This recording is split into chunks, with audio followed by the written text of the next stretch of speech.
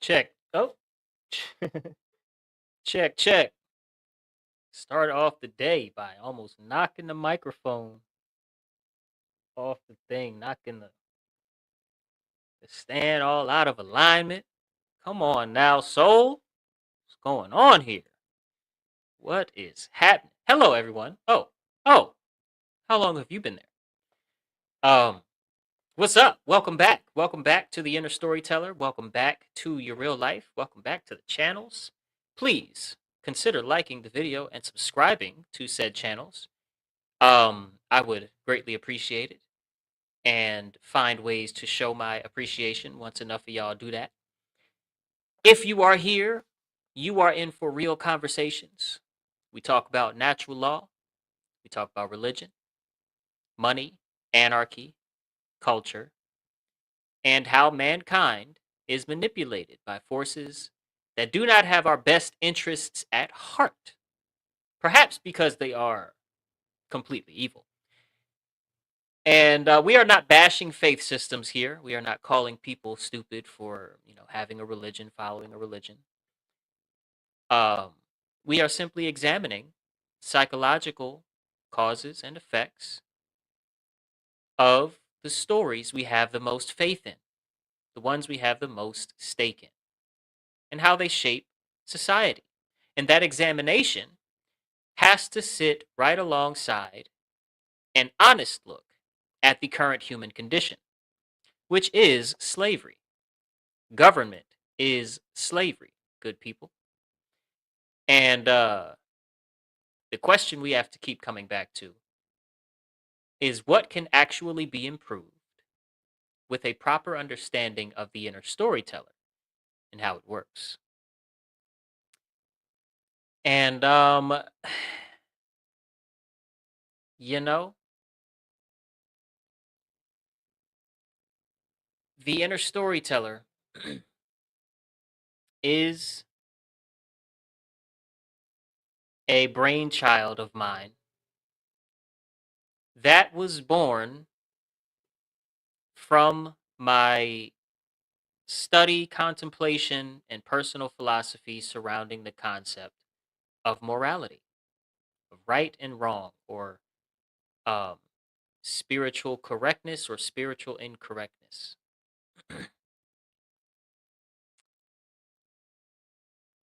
My personal journey with right and wrong in any type of way that I would call studying didn't start until my mid 20s. Didn't start in earnest until my mid 20s, about 24 or so. I had already been exposed to certain content via books, YouTube, um, you know, speeches by doctors that were doing, kind of miraculous things with herbs or alkaline water or, some sort of frequency healing machine or whatever. I had already been exposed to the notion that what I was taught about morality, what I was taught about right and wrong, may be incorrect, may be so far off the mark. But I didn't feel like I had to really dive deep into morality. Um, I didn't feel like I had to really dive into it until really until I was like really serious about my wife. And I just noticed I had all these bad habits that I was bringing to her front door, you know? And they were all bad, in my opinion, because of this inner knowing of an operational morality, a personal ethics code or honor code or something of the sort, right? Which the personal one is not going to be claimed today as the objective universal one. But the personal one is what gives your inner storyteller data. So that's, I'm growing up and, you know, kind of exposing myself to content, and people are sharing things, and I'm looking into it and I'm reading the books and whatever. And I get married, and I'm like, okay, cool, like, you know, I need to do right by her. Well, what does that mean? Well, that means I need to be spiritually correct in how I conduct myself i- with being a husband. Okay, well, what's spiritually correct? Well, an easy answer to that is just what's morally right. And then that leads to the initial real question that matters. Is morality objective? Is there is there something that would create a relationship with truth if I decide that certain things are always wrong or always right, or just that there is a real, like, if I was gonna kind of refuse to just attribute it to a sky daddy that gave us a book and said this is how you interpret right and wrong, and it's like a really confusing book in that regard, at least, right? When you take the Old Testament and the New Testament together, it gets really hard.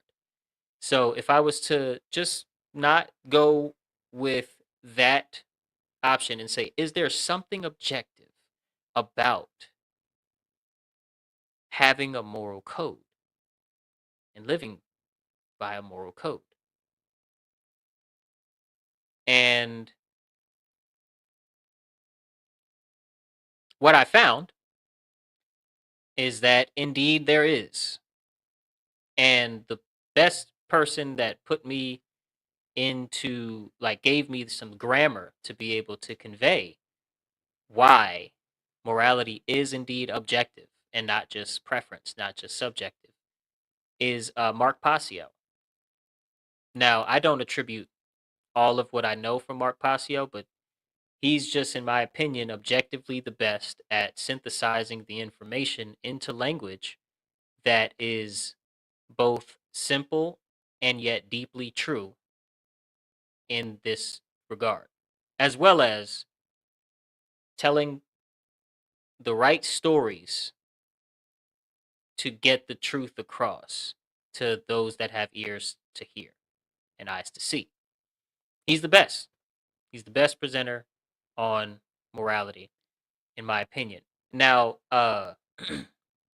and his website, by the way, is whatonearthishappening.com. You should definitely give Mark Passio a listen, if you will. But if you go to his podcast, his rule is you got to start from episode one, and I highly recommend, start from episode one, and he just kind of takes you through his whole personal philosophy, um, and it's extremely informed. So check him out. One of the things that Mark talks about as far as morality and its objectivity or objective nature goes is the fact that what can be obscured for the mind, but when the mind is obscured, is still active in nature, is objective, or objectively in relationship with truth, right? Like, if it's still wrong, even if you lost your mind when you did it, then uh like, even if you can't be blamed for it, but the action still happened, right? Or if you can be blamed for it because you chose to inebriate yourself so badly in a situation where that was completely irresponsible, or something, like there were a bunch of kids around or something, I don't know, right? And then you lost your mind and then you did something. Uh You wouldn't have done it sober, right? But it's still wrong. Then that's objective. And that makes a lot of sense. That's not a very academic statement, and that Mark didn't say that. Uh, that is not how he would word anything. But that's true because the the terminology he uses to describe the objectivity of morality is natural law. He says natural law is the set of non-man-made, unchanging, binding laws that govern the consequences of our behavior according to the moral weight of our choices.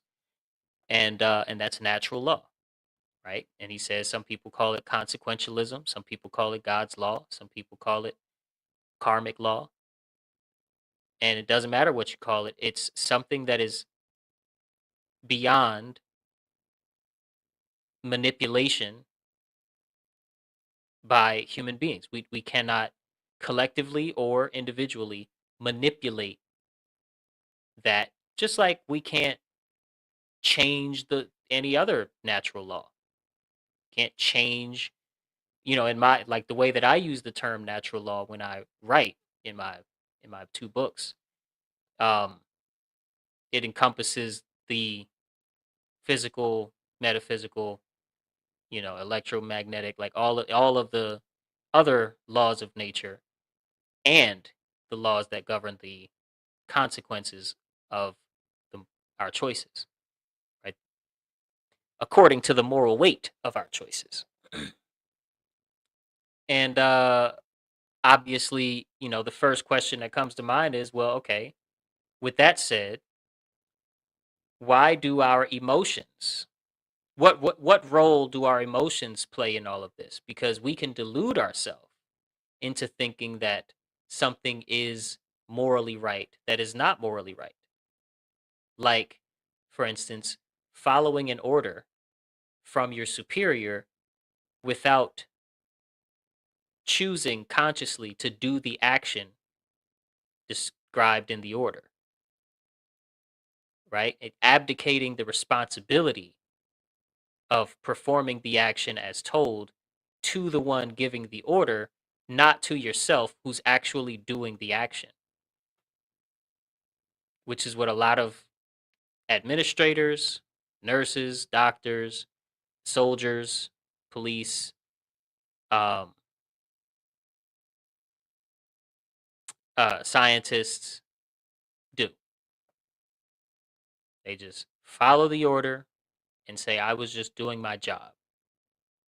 Pharmacists, well, maybe not the pharmacist, but like manufacturers of pharmacy found substances.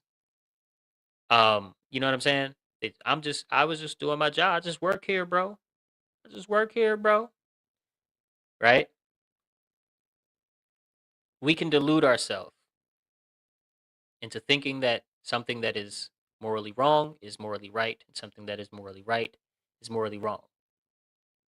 And there was a famous author that said, um, to that effect, the two greatest problems facing humanity are that we refuse to believe what is true and we believe what is untrue. And I'm paraphrasing.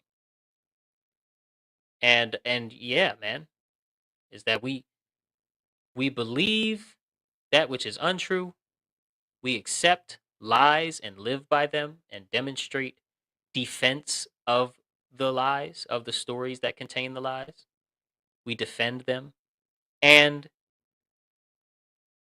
on the same token, in the same breath, in the same minute,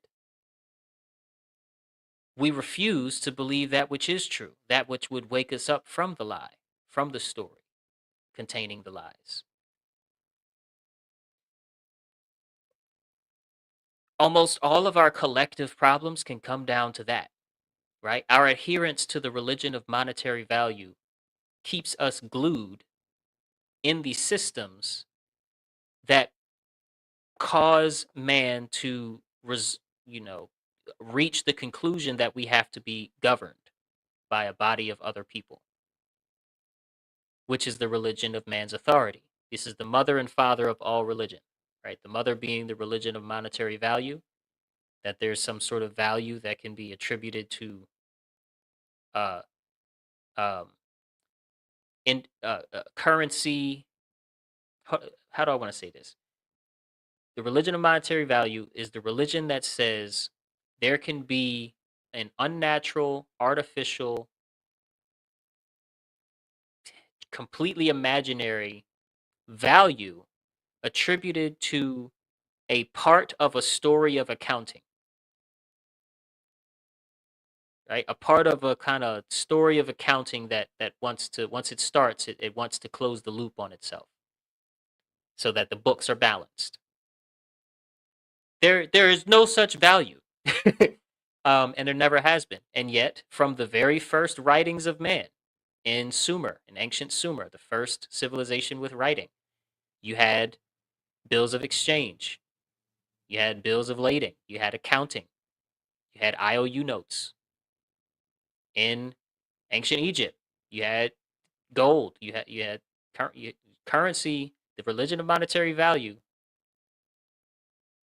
which is always built on the lie that there is such a thing as monetary value, that we can do something that is disconnected from nature, i.e., like I said, give an accounting unit measurement of value to something that we call like financial value, monetary value, to a resource or to, symbols on a piece of paper.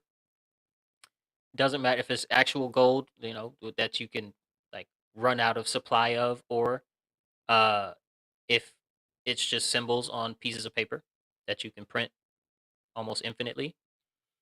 Um that you can use this universally accepted value to do projects with real resources and real sweat, blood and tears, like real equity, real participation, time, attention, effort. These things you can't trade. Well, you can. Obviously you can. You shouldn't trade fake value for real value. Not in a way that like this game of the monetary system has to be directly tied to all of our survival in the way that it is. And you may say, but so, without money, without the invention of this thing called monetary value, we wouldn't have advanced. We would be in tents and caves right now. Well, first of all, there's really no evidence for that. There's no evidence that advancement is caused by the religion of monetary value. The causality, it would be hard. I don't think that's a philosophically or logically defensible position on its face. But granted that position, I say that even if the speed in which certain inventions were made available to like millions of people, right, were mass distributed, like means to create books, um, even if certain technologies did not spread at the same speed, and even if we were more inclined in certain ways to communicate via like over long distances via like telepathy and intuition and empathy and certain things like that, which is also very possible. And if you watch the telepathy tapes, you'll see there's more and more schools around the world, especially outside of America. There's more and more programs that are literally aimed at and teaching how to be fully engaged in both the seen and the unseen, which are not separate from each other. Um, and what if just go on Instagram and search, you know, kids with telepathy, or school for uh like seeing with a blindfold on or whatever. Like these kids are riding bikes with blindfolds on, and they grew up in their houses raised by millennials, right? They're just not here in America. Anyway, even if back in the day, if we didn't invent the monetary system and certain technologies were either obsolete or not distributed around the world at the same speed, the um the constraints that this religion, the religion of monetary value, put on humanity's creative capacity, right? Because again, once you create the religion of monetary value, it necessitates the religion of man's authority. That's my philosophy. That's what I talk. That's my take. Let me know if you agree, disagree in the comments. But if you, as soon as your region, as soon as the people in control of your resources, could be the elders of a tribe, could be your government, could be the monarch, the king, the queen, whatever. As soon as as soon as we operate with a currency, you are um on route to having a ruler, and a corrupt one at that, in my personal opinion. Now, we don't have less creative capacity without monetary incentive. We know this because rags to riches is a very common theme in art. The greatest artists are sometimes the people with the most impoverished backgrounds. And then they become the richest artists when they're the greatest. Kanye West comes from Chicago. He's a billionaire. You know what I'm saying? Um, and his music is played at the dances, at the clubs, at the family reunions. His music is played everywhere, all the time, around the world. He's one of the best, and he comes from no money, right? So we know that not having money, or not having a lot of money, or whatever, doesn't decrease creative capacity. We also know that having a lot of money doesn't increase creative capacity. A lot of the worst artistic displays are done by rich people. People that were born into it and stayed rich their whole life. Um, no, that's not all of them. Obviously, you have the best teachers and certain things. Yeah, you can get very, very good and come from money. I'm not saying all of either one. Obviously, some of the worst art also comes from the hood. Anyway, money does not determine one's creative capacity. Therefore, a world that's operating on a resource based economy and not a monetary value based economy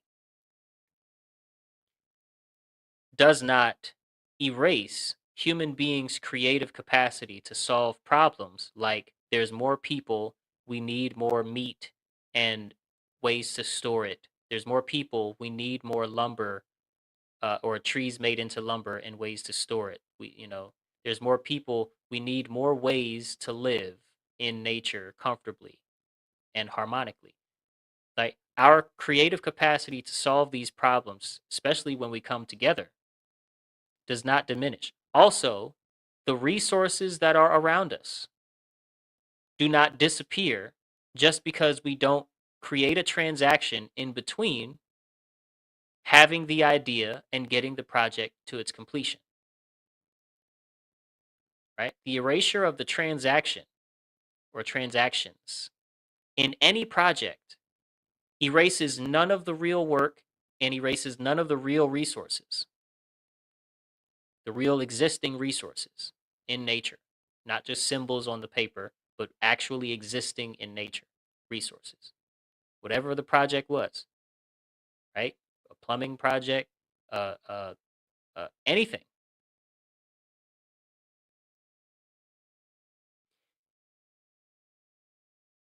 And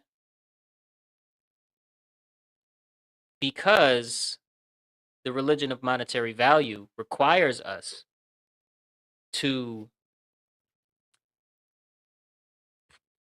you know, place arbitrary value unit values, if you will, like place arbitrary unit values on physical measurements and sometimes imaginary measurements if it's like intellectual property, but physical measurements of property,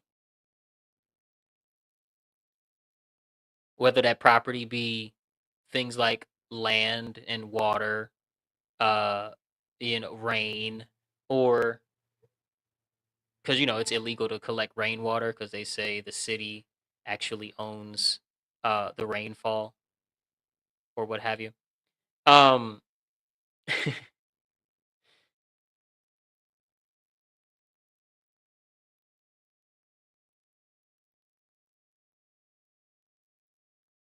I forget the beginning of this sentence. I know what I'm talking about, but I forget the beginning of this sentence.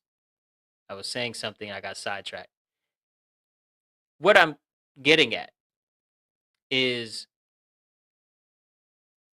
we give the power to control the allocation of resources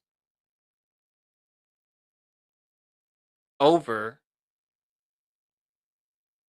to those in control of the religion of monetary value by allowing them to place arbitrary value on real live resources that take real effort and real sweat and real equity to do projects with.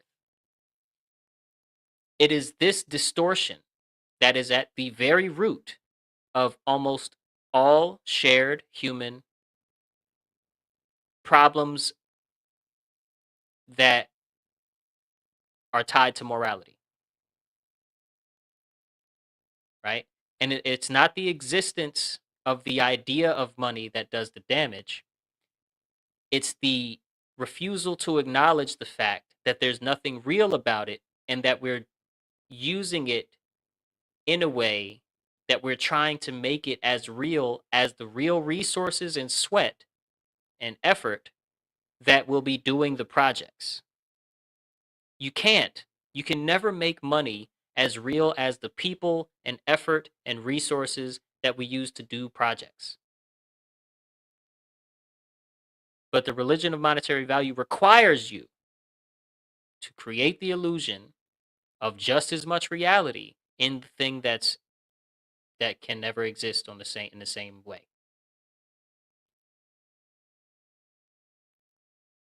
And then, like I said, when the real resources are all under the control of the order giver class, of those that create the rules for the monetary system, and then they appoint their layers of protection, right? Their bureaucratic layers of protection, their law enforcement type layers of protection, their religion layers of protection, their mind control layers of protection through media and school and billboards. I don't know everything, right? It's logically very simple for someone to see exactly what our problem is when it comes to a moral code.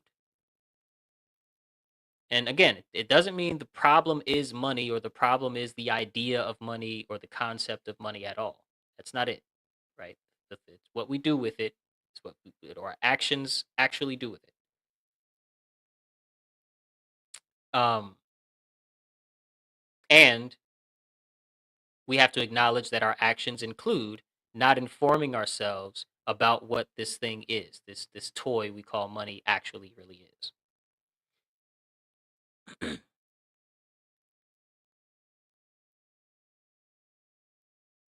The resources that I'm talking about keep us alive. When we place all of the control of the resources that keep us alive within the hands of a few individuals that control the monetary system, we are doing something objectively immoral. And when we don't challenge that system, if we were born into it, after we learn enough about it to know that it's wrong, even if that challenge so far amounts to trying to get the message out so that other people understand, like you do, that something is wrong here, then we're also doing something wrong by being silent. Now, what makes morality objective? Well, karma. The fact that you get a manifested,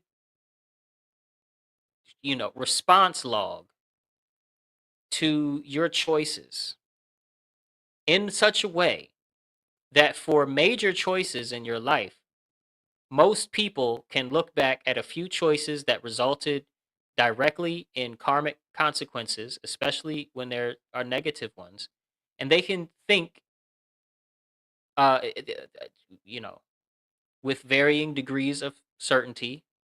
I'll acknowledge from the gate, but that not in a way that I think dismisses the point altogether. But every you can see when life responded to some of your choices and like tapped you on the bottom for it, right? Tapped you on the top of the head, said, "Hey, stop doing stuff like that." And it doesn't have to be anything more than maybe a door closing or somebody saying no, but like that something else was tied to that, right? That's very common phenomenon. Not only that, but also you can test by way of learning your history what the collective karmic what the collective actions of a given society had been, and what the karmic response to that given society has been in comparison to all other societies that have relevant similar or relevantly opposite um, cultural trends, and what the karmic responses were to those other societies. You can test it, right? I would say it's very tricky to test karma, if you will, with individuals. At least I can't off the top of my head come up with an experiment that's good enough in my head.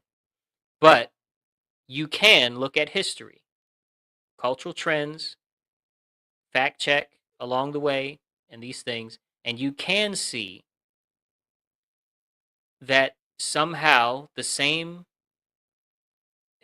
very similar, if you will, or the same response from nature, including the human beings that exist in nature, happen when the same actions are taken, or and they don't happen in the same exact time. And there's an element of karma that is of the unseen, just like anything else that speaks of nature in this broad sense. But there is a visible through line that gives reality to the fact that what happened to the society is a karmic consequence, is a moral consequence. That, ladies and gentlemen, is what makes morality objective, is the fact that you can test it and you universally see it,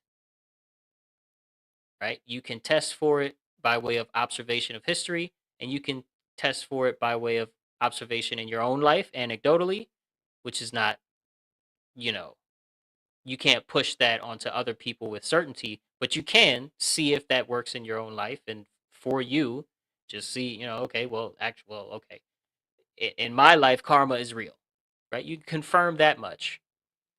And also, um, you can like read about it, philosophize about it, kind of learn it, stick around, and it'll just click for you. Uh, there's nothing else. Everything else about the study or looking into morality is indeed subjective. But the fact that you can test it, you can see you can see the fact that the moral weight of your choices are responded to in life by not by you, but by people in nature is objectivity. It's the definition of objectivity, almost. Um, Another thing I wanted to get into a little bit is the argument that, well, you can't know morality. You can't know like what the list is of right and wrong because it'll only ever be just preference. Like whatever you say is just preference. I completely disagree. I think there are specific transgressions that boil down to one theme of a transgression that when you perform these things, you get negative um karmic response from life, from God, if you will. You get a negative. Something happens against your objectives or against the result of your objectives or whatever. If you transgress, and then if you do anything else, you don't get negative. You may get neutral, or you may get absurdly positive fruits. Right? Regardless, the transgressions boil down to killing, well, murder, right? Because if you, let's say you kill, and let's say it's maybe even on accident in self-defense, in true and honest self-defense, I don't think necessarily you'll be severely punished for that. Um, so murder, theft, um,